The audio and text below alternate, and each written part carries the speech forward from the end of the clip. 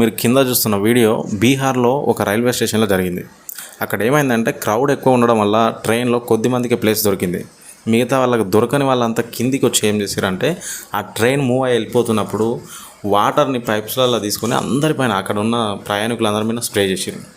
వీళ్ళకి ఇదేం కొత్త కాదు. రీసెంట్గా మహాకుంభమేళకి వెళ్ళడానికి కూడా ట్రైన్లో బాగా రద్దీ ఎక్కువైపోయిందని చెప్పి వాటి యొక్క అద్దాలు మొత్తం విధ్వంసం చేసి పగలగొట్టారు.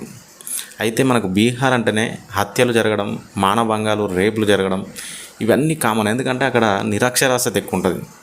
పైగా పెద్ద ఎకనామికల్గా కూడా డెవలప్మెంట్ స్టేట్ కాదు అది. అక్కడ కల్చర్ కూడా పెద్ద డెవలప్మెంట్ కల్చర్ కాదు. అయినా ట్రైన్లో ప్లేస్ దొరకపోవడానికి కారణం ట్రైన్ కాదు, గవర్నమెంట్. ఎందుకంటే అక్కడ రద్దీ ఎక్కువ ఉన్నా కూడా ఎక్కువ రైళ్లను అలాట్ చేయకుండా ఉన్నవాటితోనే గడుపుతుంది. దానివల్ల మనకు కోపం రావాల్సింది గవర్నమెంట్ మీద.